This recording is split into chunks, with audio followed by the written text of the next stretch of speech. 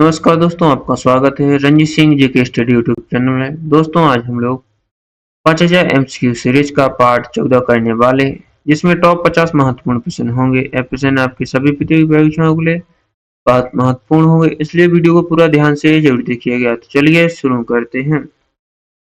आपका पहला प्रश्न है, चालुक्य शासक पुलकेशिन द्वितीय के दरबारी कवि कौन थे, जिन्होंने ऐहोल शिलालेख की रचना की थी? इसके option A Banabhatta, option B Ravi Kirti, option C Harisena या ऑप्शन डी भवभूति। का सही जवाब होगा ऑप्शन बी रवि कीर्ति। अगला प्रश्न देखते हैं। अगला प्रश्न है, मौर्य प्रशासन में शुल्काध्यक्ष का मुख्य कार्य क्या था? इसके ऑप्शन है, ऑप्शन ए खानों का निरीक्षण, ऑप्शन बी व्यापार का नियमन, ऑप्शन सी टोल कर का संग्रह, ऑप्शन डी कृषि प्रबंधन का सही जवाब होगा ऑप्शन सी टोल कर का संग्रह। अगला प्रश्न देखते हैं। अगला प्रश्न है, प्रथम जैन संगति महासभा का आयोजन किया गया था? इसके ऑप्शन है, बल्लभी में या वैशाली में या राजगृह में या पाटलिपुत्र में। का सही जवाब है ऑप्शन डी पाटलिपुत्र में। अगला प्रश्न देखते हैं। अगला प्रश्न है, गुप्त काल में संदीप ग्राहक नामक अधिकारी का क्या कार्य था? इसके ऑप्शन है, विदेश मंत्री, युद्ध और शांति का मंत्री, या ऑप्शन बी सेनापति, या ऑप्शन सी मुख्य न्यायाधीश, या ऑप्शन डी कोषाध्यक्ष। इसका सही जवाब है ऑप्शन ए विदेश मंत्री, युद्ध और शांति का मंत्री संदीप ग्राहक नामक अधिकारी का कार्य होता है। दोस्तों, आपका अगला प्रश्न देखते हैं। अगला प्रश्न है, अशोक के आक्रमण के समय कलिंग पूर्वी प्रांत की राजधानी क्या थी? इसके ऑप्शन है, option A Takshashila, option B Tosali, option C Suvarnagiri या ऑप्शन डी उज्जैन। इसका सही जवाब है ऑप्शन बी तौसाली। अगला प्रश्न देखते हैं। दोस्तों, वीडियो पसंद आए तो वीडियो को लाइक और चैनल को सब्सक्राइब जरूर करें, जिससे आपको ऐसे ही इम्पोर्टेंट प्रैक्टिस सेट देखने को डेली मिलेंगे। आप लोगों ने पिछले प्रैक्टिस सेट नहीं देखो है, वे वाले प्रैक्टिस सेट जरूर देख लेना। अगला प्रश्न है, ब्रह्म स्फोटक सिद्धांत नामक प्रसिद्ध पुस्तक की रचना किसने की थी? इसके ऑप्शन है, आर्यभट्ट ने, या ब्रह्मगुप्त ने, या बाराहमिहिर ने, या भास्कराचार्य ने। इसका सही जवाब होगा ऑप्शन बी ब्रह्मगुप्त ने ब्रह्म स्फोटक सिद्धांत नामक पुस्तक की रचना की थी। अगला प्रश्न देखते हैं। अगला प्रश्न है, यूनानी राजदूत मेगास्थनीज के अनुसार मौर्यकालीन भारतीय समाज में इनमें से क्या अनुपस्थित था? इसके ऑप्शन है, दार्शनिक, या दास प्रथा, या कृषक बैग, या पशुपालक। इसका सही जवाब होगा ऑप्शन बी दास प्रथा। अगला प्रश्न देखते हैं। अगला प्रश्न है, कौन सा बौद्ध ग्रंथ इंडो ग्रीक राजा मिनांडर और बौद्ध भिक्षु नागसेन के बीच संवाद के रूप में है? इसके ऑप्शन में है, option A Mahavamsa, option B Divyavamsa, option C Milinda Panha, option D Vinaya Pitaka. का सही जवाब होगा ऑप्शन सी मिलिंद पन्हाव। अगला प्रश्न देखते हैं। अगला प्रश्न है, भारत के प्रमुख बौद्ध स्मारकों में से एक धार्मिक स्तूप कहाँ स्थित है? इसके ऑप्शन है, option A Sanchi, option B Sarnath, option C Bodhgaya, option D Kushinagar. का सही जवाब देखते हैं। का सही जवाब है ऑप्शन बी सारनाथ। भारत के प्रमुख बौद्ध स्मारकों में से एक धार्मिक का स्तूप सारनाथ में स्थित है। अगला प्रश्न देखते हैं। अगला प्रश्न है, ऋग्वेदिक पौराणिक कथाओं में सोम को किसका देवता माना जाता है? इसके ऑप्शन है, आंधी तूफान का, या पौधों का राजा, या अग्नि का, या ब्रह्मांड का सही जवाब होगा ऑप्शन बी पौधों का राजा। ऋग्वेदिक पौराणिक कथाओं में सोम को पौधों का राजा माना जाता है, या पौधों का देवता माना जाता है। अगला प्रश्न देखते हैं। अगला प्रश्न है, ठोस कोण का एसआई मात्रा क्या है? इसके ऑप्शन है, ऑप्शन ए रेडियन, या स्टेरेडियन, या डिग्री, या केल्विन। क्या होता है? इसका सही जवाब है ऑप्शन बी स्टेरेडियन। अगला प्रश्न देखते हैं। अगला प्रश्न है, खगोलीय दूरी मापने की इकाई एक पारसेक लगभग कितने मीटर के बराबर होती है? इसका सही जवाब होगा ऑप्शन बी का सही जवाब ऑप्शन बी 3.08 गुणे 10 की पावर 16 मीटर होती है। अगला प्रश्न देखते हैं। अगला प्रश्न है, ज्योति तीव्रता का एसआई मात्रक क्या है? इसके ऑप्शन है लक्स या टेस्ला या कैंडेला या वेबर। इसका सही जवाब है ऑप्शन सी कैंडेला। यह ज्योति तीव्रता का एसआई मात्रक होता है। अगला प्रश्न है, चुंबकीय फ्लक्स का एसआई मात्रक क्या है? इसके ऑप्शन है टेस्ला या वेबर या हेनरी या फेराड। इसका सही जवाब है ऑप्शन डी वेबर। अगला प्रश्न देखते हैं। अगला प्रश्न है, चुंबकीय प्रेरण को किस एसआई इकाई में मापा जाता है? इसके ऑप्शन है वेबर में या टेस्ला में या ओम में या हर्ट्ज में। इसका सही जवाब है ऑप्शन बी टेस्ला में। अगला प्रश्न देखते हैं, प्रदीप्ति का मात्रक क्या है? इसके ऑप्शन है लक्स या ऑप्शन बी कैंडेला या option C pascal, option D joule. इसका सही जवाब होगा ऑप्शन ए लक्स। अगला प्रश्न देखते हैं। अगला प्रश्न है, हेनरी किस भौतिक राशि का एसआई मात्रक है? इसके ऑप्शन है ऑप्शन ए विद्युत धारिता, ऑप्शन बी विद्युत धारा, ऑप्शन सी प्रेरक या ऑप्शन डी चुंबकीय फ्लक्स। इसका सही जवाब है ऑप्शन सी प्रेरक। अगला प्रश्न देखते हैं। अगला प्रश्न है, निम्नलिखित में से किस भौतिक राशि का ना तो कोई मात्रक होता है और ना ही कोई विमान यानी डायमेंशन? इसका सही जवाब है, इसके ऑप्शन है ऑप्शन ए विशिष्ट गुरुत्व, ऑप्शन बी गुरुत्वाकर्षण, ऑप्शन सी कार्य या ऑप्शन डी पृष्ठ तनाव। का सही जवाब देखते हैं। इसका सही जवाब है ऑप्शन ए विशिष्ट विशिष्ट गुरुत्व। अगला प्रश्न देखते हैं। अगला प्रश्न है, विद्युत धारिता का एसआई मात्रक क्या है? इसके ऑप्शन है हेनरी, फेराड या ओम या वोल्ट। का सही जवाब होगा ऑप्शन बी विद्युत धारिता का एसआई मात्रक फेराड है। अगला प्रश्न देखते हैं। अगला प्रश्न है, द्रव्यों का अपेक्षित घनत्व मापने के लिए किस उपकरण का उपयोग किया जाता है? इसके ऑप्शन है हाइग्रोमीटर या हाइड्रोमीटर या इलेक्ट्रोमीटर या बैरोमीटर। इसका सही जवाब होगा ऑप्शन बी हाइड्रोमीटर। अगला प्रश्न देखते हैं। अगला प्रश्न है, हरिकेन चक्रवात मुख्य रूप से किस क्षेत्र में उत्पन्न होते हैं? इसके ऑप्शन है ऑप्शन ए दक्षिणी चीन सागर, ऑप्शन बी कैरेबियन सागर, ऑप्शन सी हिंद महासागर, ऑप्शन डी ऑस्ट्रेलिया। का सही जवाब है ऑप्शन बी कैरेबियन सागर। अगला प्रश्न देखते हैं। अगला प्रश्न है, टाइफून नामक उष्णकटिबंधीय चक्रवात किस क्षेत्र को प्रभावित करता है? इसके ऑप्शन है दक्षिणी चीन सागर को, ऑप्शन बी अमेरिका को, ऑप्शन सी अफ्रीका या ऑप्शन डी यूरोप को। का सही जवाब है ऑप्शन ए दक्षिणी चीन सागर को। अगला प्रश्न देखते हैं।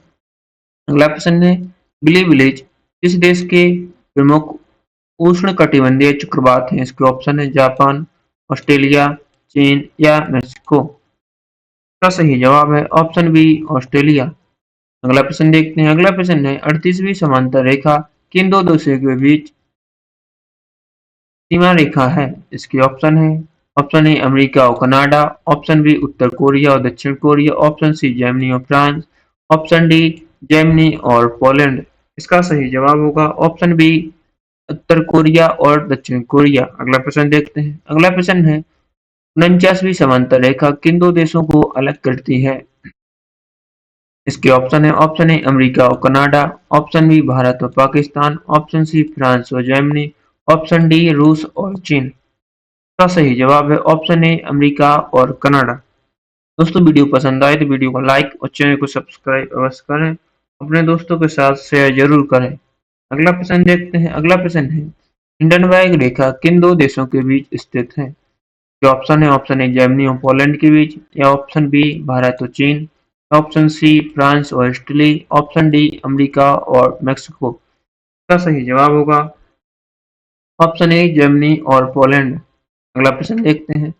अगला प्रश्न है, मैगिनॉट रेखा किन दो देशों के बीच सीमा रेखा है? इसके ऑप्शन है जर्मनी और पोलैंड, ऑप्शन बी फ्रांस और जर्मनी, ऑप्शन सी उत्तर और दक्षिण वियतनाम, ऑप्शन डी है इजराइल और सीरिया। इसका सही जवाब है ऑप्शन बी फ्रांस और जर्मनी। अगला प्रश्न है, भारत और पाकिस्तान के बीच नियंत्रण रेखा का निर्धारण 1972 में किस समझौते के तहत हुआ था? इसके ऑप्शन ए ताशकंद समझौता, ऑप्शन बी शिमला समझौता, ऑप्शन सी लाहौर घोषणा, ऑप्शन डी पंचशिला समझौता। इसका सही जवाब है ऑप्शन बी शिमला समझौता। अगला प्रश्न है, तीन बीघा कॉरिडोर किन दो देशों को जोड़ता है? इसका सही जवाब होगा ऑप्शन सी भारत और बांग्लादेश को। तीन बीघा कॉरिडोर इन दो देशों को जोड़ता है। अगला प्रश्न देखते हैं। अगला प्रश्न है, आदम का पुल या राम सेतु किन दो देशों के मध्य स्थित है? इसका सही जवाब होगा ऑप्शन ए भारत और श्रीलंका के बीच आदम का पुल या राम सेतु स्थित है। अगला प्रश्न देखते हैं। अगला प्रश्न है, सरहुल किस राज्य का एक प्रमुख जनजातीय त्योहार है? इसके option A Chhattisgarh, option B Assam, option C Jharkhand, option D Orissa. का सही जवाब है ऑप्शन सी झारखंड। अगला प्रश्न देखते हैं। भाभई और डांडिया रास किस राज्य के प्रसिद्ध लोक नृत्य हैं? इसके ऑप्शन है राजस्थान, महाराष्ट्र या गुजरात या मध्य प्रदेश के। का सही जवाब है ऑप्शन सी गुजरात। अगला प्रश्न देखते हैं। अगला प्रश्न है, सत्रिया किस राज्य का एक प्रमुख शास्त्रीय नृत्य है? इसके ऑप्शन मणिपुर, असम, केरल या उड़ीसा के। इसका सही जवाब होगा ऑप्शन डी असम के। अगला प्रश्न है, नौटंकी, रसलीला और कजरी किस राज्य के प्रमुख लोक नृत्य हैं? इसके ऑप्शन है Uttar Pradesh, option B Bihar, option C Rajasthan, option D Uttarakhand. इसका सही जवाब है ऑप्शन ए उत्तर प्रदेश। अगला प्रश्न देखते हैं। अगला प्रश्न है, जाट जाटिन और विदेशिया किस राज्य के प्रसिद्ध लोक नृत्य हैं? इसके option A Paschim Bengal, option B Jharkhand, option C Bihar, option D Chhattisgarh. इसका सही जवाब है ऑप्शन सी बिहार।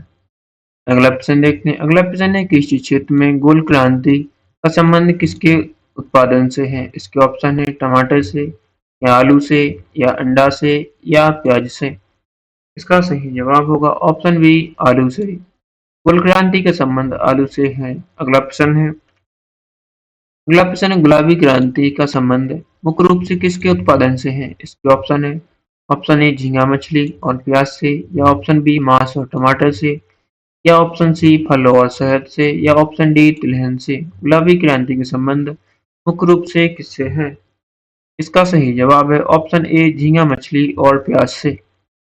अगला प्रश्न देखते हैं। अगला प्रश्न है, सुनहरी क्रांति का संबंध किस क्षेत्र से है? इसके ऑप्शन है दुग्ध उत्पादन, फल उत्पादन, बागवानी और शहद से, या ऑप्शन सी जूट उत्पादन, या ऑप्शन डी उर्वरक उत्पादन। इसका सही जवाब है ऑप्शन बी फल उत्पादन से। अगला प्रश्न देखते हैं। डीएनए की द्विकुंडलीकार संरचना की खोज किसने की थी?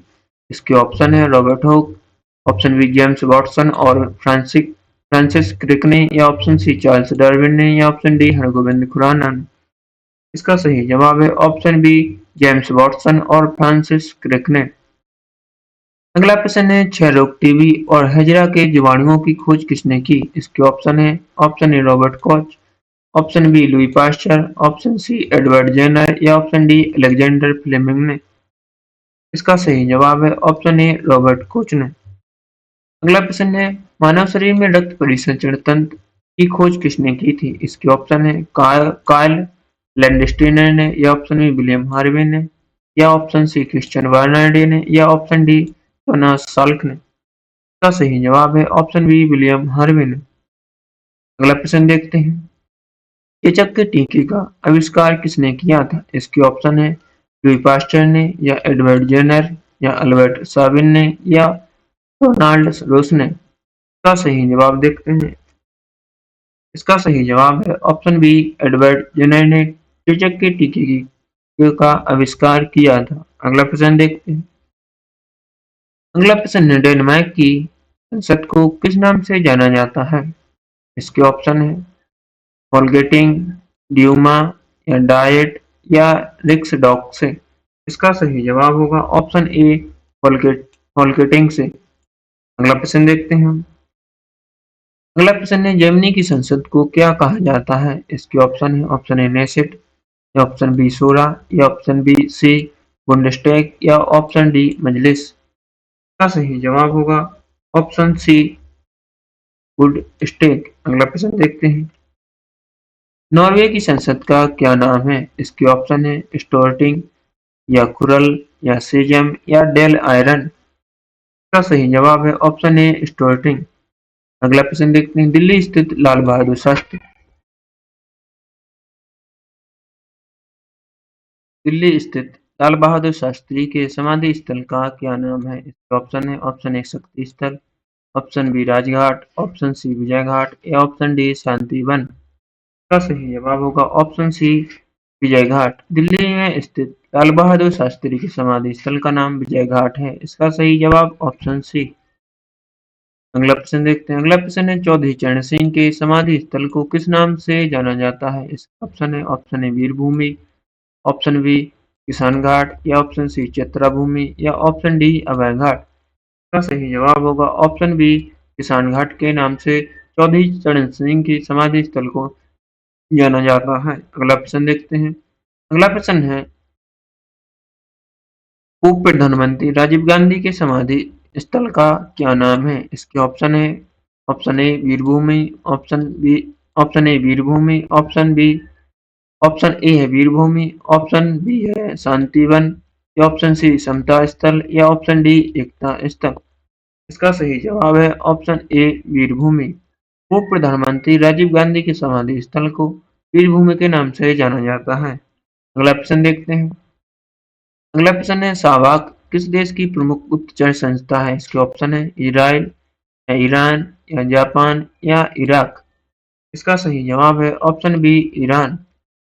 अगला प्रश्न देखते हैं, अगला और आखिरी प्रश्न है मुख्य अपराध किस देश की गुप्तचर संस्था का नाम है? इसके ऑप्शन है ऑप्शन ए मिस्र या option B Pakistan, option C सऊदी अरब, ऑप्शन डी संयुक्त राज्य अमेरिका। इसका सही जवाब होगा, इसका सही जवाब है ऑप्शन ए मिस्र। दोस्तों वीडियो पसंद आए तो वीडियो को लाइक और चैनल को सब्सक्राइब जरूर करें। अपने दोस्तों के साथ शेयर जरूर करें। आप लोगों को कमेंट करके जरूर बताना है कि आपको यह प्रैक्टिस सेट कैसा लगा और यह भी बताना है कि आपने 50 प्रश्नों में से कितने प्रश्नों का जवाब पहले दिया था। और अगला प्रैक्टिस सेट देखने के लिए हमारे चैनल को अवश्य सब्सक्राइब करें। वीडियो देखने के लिए धन्यवाद।